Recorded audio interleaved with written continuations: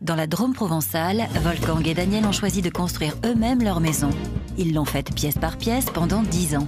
140 mètres carrés autoconçus, sans plan, mais avec une logique écologique. Vous voulez une maison qui est autonome en chauffage, en énergie, en électricité, en eau. Et c'est pas évident de trouver un endroit où c'est possible. Alors on est atterri ici.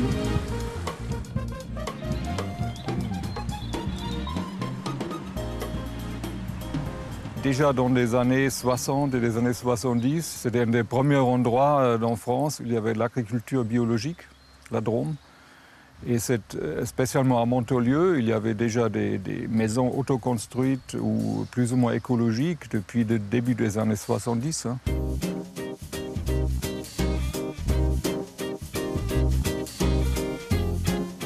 Quand je commençais à faire la maison, je ne connaissais même pas la différence entre ciment et plâtre.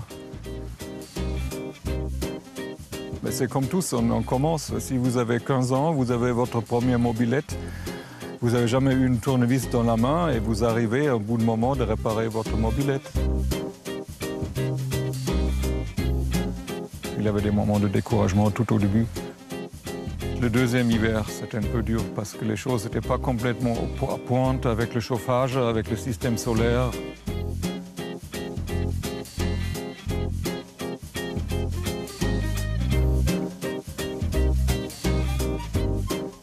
On appelle ça pisé, adobé, comme on veut. Ça, c'est une façon de construire qui est très élégante parce qu'on ne fournit que de l'énergie physique. Il n'y a aucun de frais. La terre vient de lieu. Ça vient directement derrière la maison. Et c'est extrêmement solide, durable, isolante, tout ce qu'on veut. Il y a plein de façons de le faire, mais nous, on a fait un système de coffrage. C'est la terre comprimée. On monte un coffrage et on la comprime manuellement. Et ça, on n'a plus vraiment continué parce que j'avais pas le temps. J'avais pas le temps pour faire ça. Je construisais plus en bois et en briques après.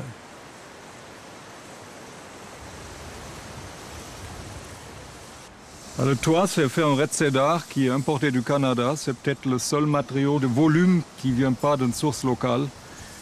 Je l'utilisais pour des raisons personnelles, des nostalgies personnelles, parce que ça me plaît beaucoup. Et en plus, ça permet de faire une maison très très léger, parce que ça pèse pratiquement rien, c'est extrêmement durable. Et on n'a pas besoin de faire une charpente lourde pour réaliser ces toits-là. Il faut mieux passer 1 ou 2 ans en faisant son maison, de passer le reste de sa vie payer des traites. Et de toutes les arnaques qu'on subit, je crois la maison c'est le plus grand. C'est-à-dire faire travailler des gens toute une vie pour une cube en parpaing qui une maçon monte en 10 jours, qui en a pour 1 500 € de parpaing et quelques tuiles. Un peu de plaque au plâtre, et de faire travailler des gens pour ça toute leur vie, c'est fantastique, ça n'a jamais existé.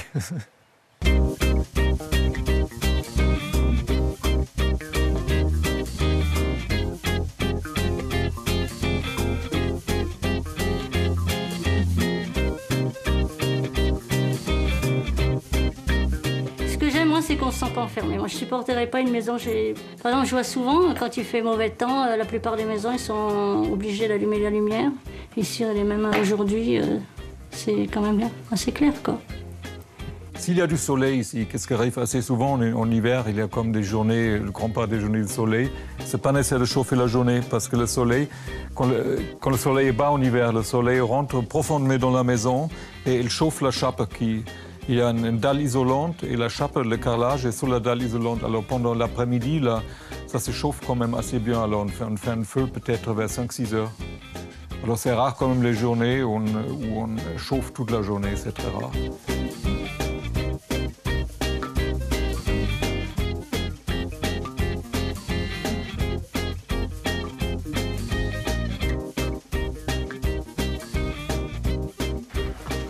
Donc c'est cette chambre qui donne au-dessus du salon. On l'a fait juste après la grande pièce, peut-être l'année suivante. Au début, on avait fait un toit provisoire et après, on a construit cette chambre. Donc c'était notre chambre. Voilà, après cette chambre-là, on a fait la salle de bain.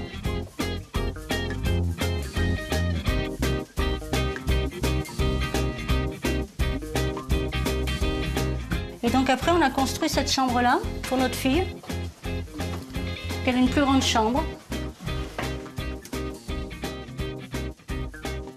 Cette chambre donne sur une petite ruine et en fait c'était le seul morceau. On l'a construit attenante à la ruine. On a enlevé le mur du fond d'une petite ruine qui existait déjà pour construire cette chambre. Ma génération en Allemagne, on était tous dans des réflexions écologiques. Ça commençait déjà à l'époque scolaire. Quand j'avais 15-16 ans, ça commençait. Et après, il y avait les grandes manifestations contre le nucléaire, le grand débat sur le nucléaire. Alors c'était très très clair. Je ne pouvais pas imaginer de faire une maison qui est raccordée au réseau, spécialement en France, où l'énergie vient du nucléaire. C'était complètement exclu pour moi.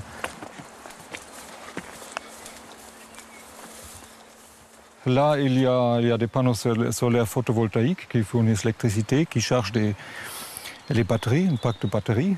Et ça, c'est pour l'eau chaude.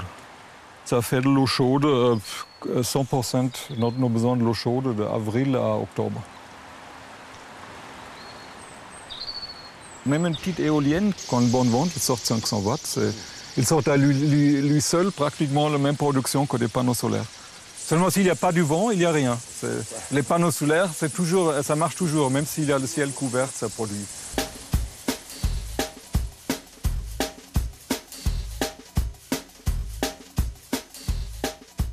Je suis fier que ça a bien vécu. Parce qu'on m'a prédit que ça ne va pas marcher, on m'a prédit que ça va tomber, ça ne va jamais marcher comme tu penses, ça ne tient pas, ça s'écroule, ceci, cela. On m'a tout prédit. Et finalement, ça marchait, tout marchait très bien.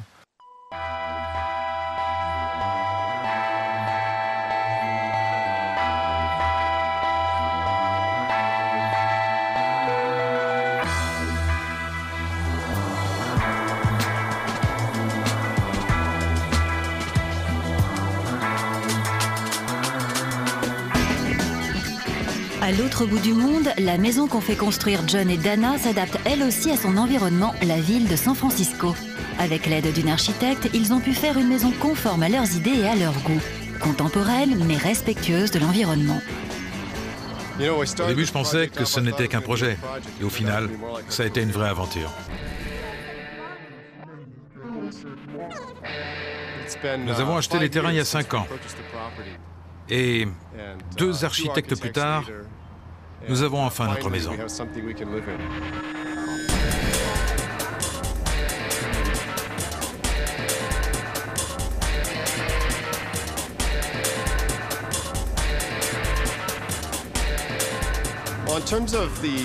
Concernant l'aspect écologique du bâtiment, ce fut vraiment un travail d'échange entre nous et les architectes.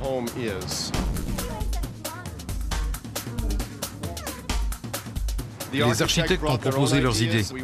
Nous voulions que la maison soit prête à recevoir des panneaux solaires. Nous voulions éviter les déperditions d'énergie, utiliser des chauffages par le sol pour faire des économies, donc chacun avait des propositions à faire.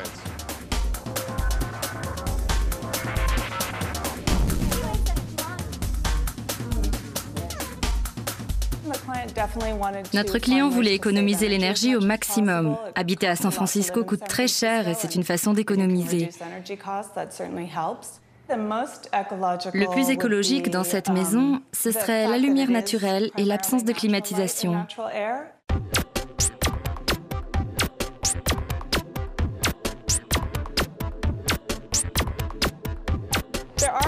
Les maisons alentours ont des systèmes de climatisation sur leur toit, mais cette maison n'en a pas besoin. Nous l'avons conçue avec cette contrainte. C'est aussi un exemple pour les autres. Montrer que c'est possible.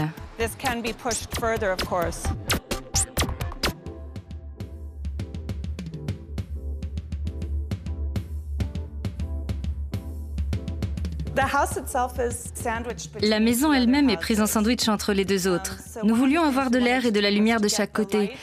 Normalement, nous ne pouvions en avoir que devant et derrière.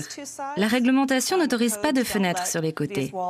Mais nous avons eu le droit de créer une grande ouverture dans ce mur pour ensuite créer 1,50 m plus loin, sur la paroi intérieure de la maison, des fenêtres.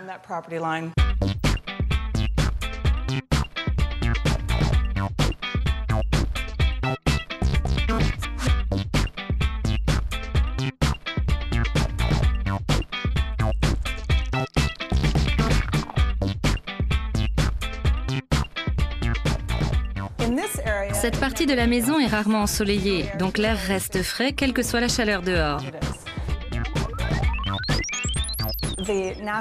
La ventilation naturelle entraîne cet air frais vers l'intérieur de la maison, jusqu'à cette structure qui est en quelque sorte une cheminée. Elle est faite de métal et elle aspire l'air vers le haut.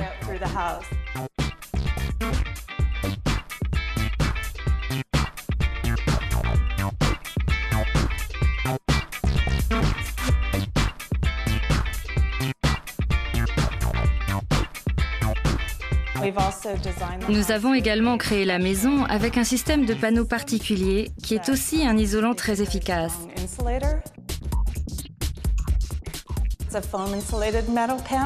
C'est un isolant composé de métal. Il nous permet de construire vite. Et puis, autre avantage, il conserve la chaleur.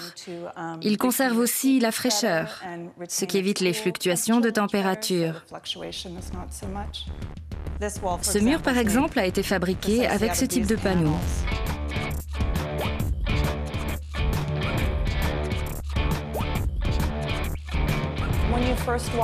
Quand on découvre cette maison, on ne pense pas tout de suite qu'elle est écolo. Mais je pense qu'on a beaucoup travaillé et nous en avons fait une maison responsable d'un point de vue écologique.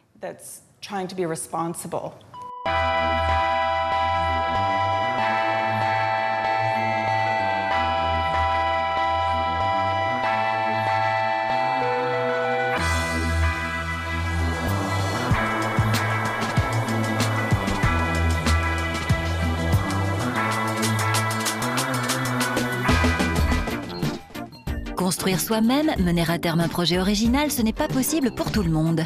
Alors pourquoi pas une maison clé en main? Par exemple, celle écologique à petit prix d'un grand constructeur que visitent Pascal et Anne-Marie. Ma motivation pour aller visiter cette maison, moi, c'est voir concrètement ce qu'ils ont mis en place, comment. Même si je sais que ça sera peut-être pas tout de suite la maison écolo, je sais que d'ici quelques années, je referai. J'aimerais bien reconstruire une maison avec cette démarche-là. Ma motivation la plus importante, c'est d'avoir d'abord une maison et de l'espace. Et si elle peut être écolo, ça sera encore mieux. Ça fait peut-être un peu austère comme ça, là. C'est un peu massif. Ça manque d'ouverture pour moi.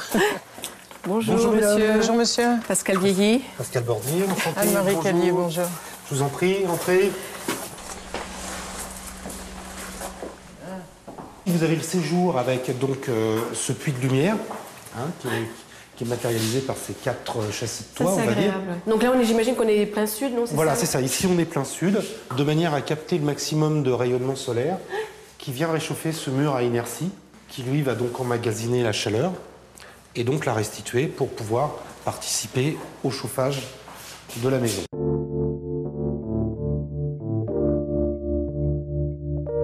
Au niveau de l'isolation, donc vous avez 280 mm de laine de verre. J'entends laine de verre, c'est que c'est pas mal décrié.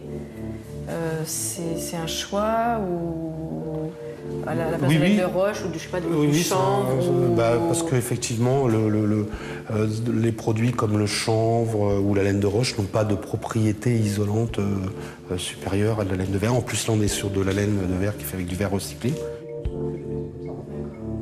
Le type de clientèle qui vient pour découvrir ces nouveaux modèles sont des gens très aguerris d'un point de vue technique, très informés, très renseignés et recherchent vraiment un maximum d'informations pour pouvoir faire leur choix en toute quiétude, quoi. On n'a pas mis de baignoire puisque, toujours dans la même démarche, la baignoire utilise trop d'eau qu'une douche, donc on reste sur une douche avec des mousseurs. Vous avez des mousseurs sur tous les robinets. Et il y a un récupérateur d'eau de pluie ici? Tout à fait. D'accord.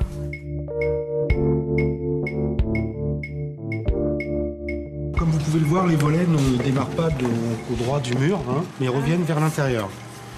C'est marrant, c'est la première fois que je vois ça. Oui, moi aussi, effectivement.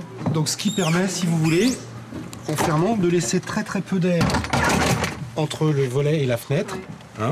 Et donc cette lame d'air participe donc à l'isolation également.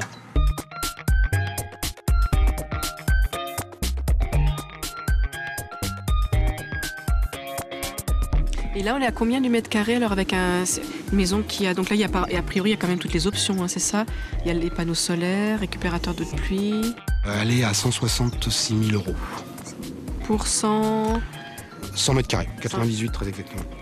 Ah d'accord, donc elle est un tout petit peu plus tout ce qu'on voit dans les budgets sur les revues à 1250, c'est la base. Voilà.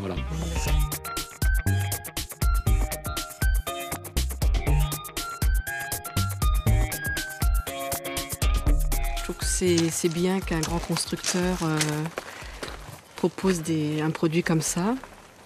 Bon, il y a des choses à améliorer, mais visiblement, ils ont déjà réfléchi à tout ça, notamment le grand mur de briques là, qui casse un peu la vue. Non, moi je trouve que c'est assez intéressant. Je trouve que c'est bien. Ça va faire évoluer aussi la mentalité des gens, donc moi je trouve ça bien.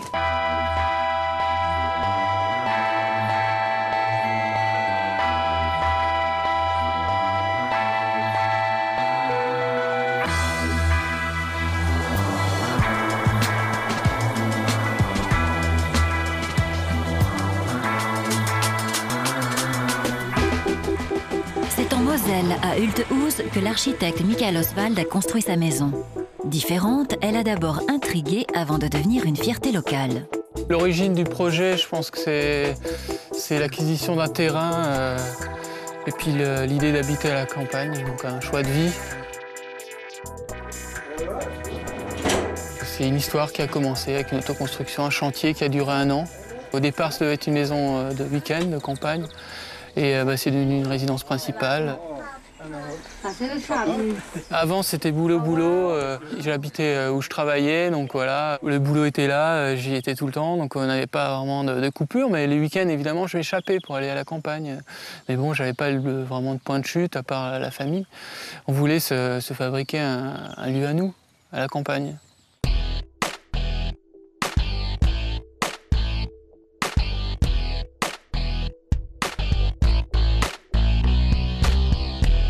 Je voulais donner une forme contemporaine au bois. Sinon, c'est référencé chalet, frisette, couvre-joint, bois, lambris, voilà. Tout ça, je voulais éviter. Le bois au contact de l'extérieur, c'est du mélèze en totalité. Aussi bien au sol, une terrasse en mélèze brute, bardage mélèze brut. Donc j'entends brut, c'est important parce que c'est un matériau qui se protège tout seul par sa résine et par son petit duvet, de bois qui va grisailler, qui en fait fait son autoprotection. Quand on construit soi-même, on achète les propres matériaux. D'acheter les propres matériaux, on prend conscience d'où ça vient, quels sont les matériaux qu'on peut trouver dans la région. On rencontre des gens, le scieur qui me raconte d'où vient son mélèze. Ça crée des liens et puis on se rend compte d'où viennent ces matériaux.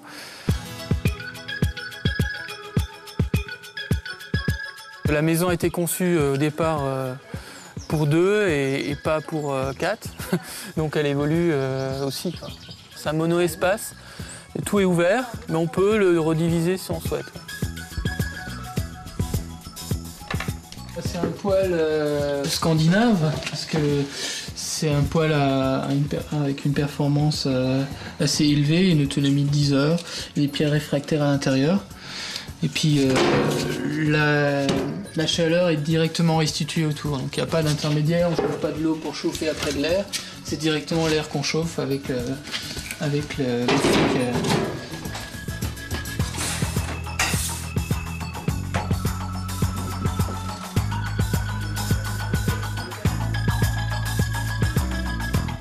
Pour les enfants, c'était aussi un choix. Petits, on pense que c'est pas mal de leur montrer un peu ce qui se passe à la campagne avec les animaux, le vivant, être conscience du vivant, d'être conscience des saisons, de ce qui pousse, les végétaux.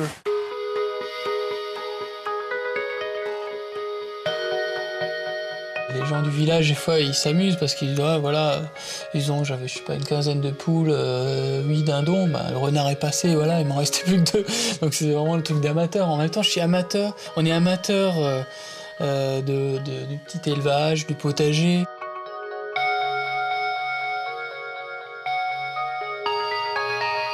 Le voisinage, au début, ils n'ont pas été hostiles, mais ils ont dit, qu'est-ce qu'il est en train de faire là? Il fait un bâtiment, ça ressemble à rien, ça va jamais finir. Et au fur et à mesure, ils ont adopté la maison. Alors dans le village, c'est la petite maison écolo. J'avais jamais vu une structure pareille avant de venir chez Michael. Et là, bon, au départ, on était un peu pas réticents, mais bon... C'est pas que c'était compliqué, mais c'est vrai qu'on ne comprenait pas au départ. On ne comprenait pas, on n'avait pas saisi le fil, parce qu'on n'avait pas ça en tête comme lui.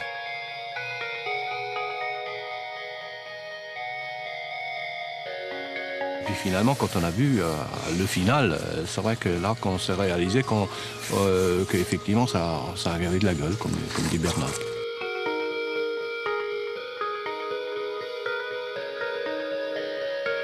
Là, on voit l'ossature bois qui est en fait ni plus ni moins que le colombage alsacien ou lorrain traditionnel. Et là, dans cette ossature, donc on a projeté en fait la boîte de cellulose et ce sont des journaux, semblerait-il, des journaux irlandais non lus. Bon.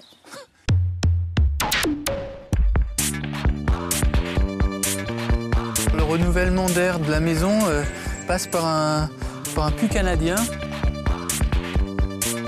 On voit là-bas le petit Vélux, enfin le gros Vélux, le carreau qui est un peu incliné. Donc là, l'air va pouvoir sortir. C'est le point le plus haut du bâtiment, donc on tire dessus. Donc on tire l'air de là-bas, passe dedans, passe dans le sol et échange avec le sol. C'est-à-dire que le sol à 2 mètres est autour de 14 degrés. Donc moi, je gagne en général à l'intérieur à 8 degrés, quoi.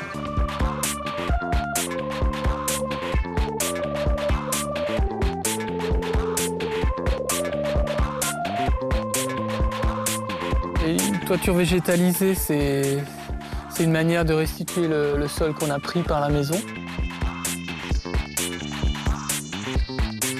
Donc ça me fait une protection contre les surchauffes d'été. Ça absorbe le rayonnement solaire. Et puis ensuite, une toiture qui est bien protégée. Elle n'est pas directement à jour, il y a cette terre qui protège. Et on n'a pas besoin de tonde ou quoi que ce soit. Les végétaux se débrouillent tout seuls et font la loi entre eux.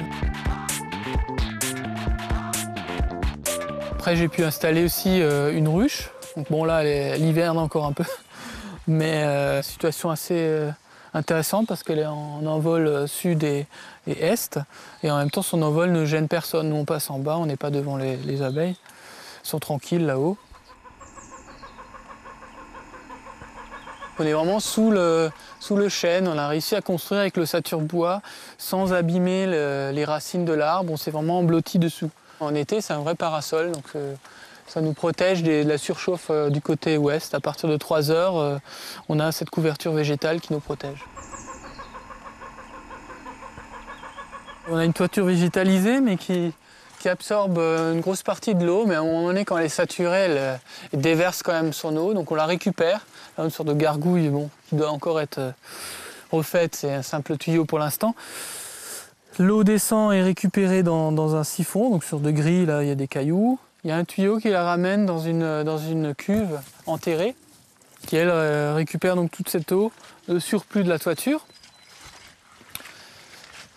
Donc la cuve, elle est là-dessous. C'est un plancher bois, on peut toujours y accéder. Puis ensuite, nous on l'utilise surtout pour l'arrosage, quoi. Parce que c'est une eau qui est un peu chargée, elle passe dans la toiture végétale, donc elle est pas mal pour les plantes.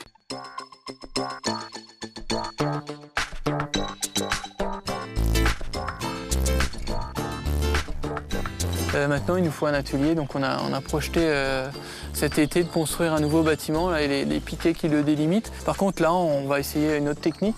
On va utiliser de la paille, des ballots de paille pour isoler. Donc, il y a une ou deux maisons par région qui s'est déjà construite avec cette technique. On a un mur de 50 cm de paille compressée, donc le ballot, et on aura une performance très forte.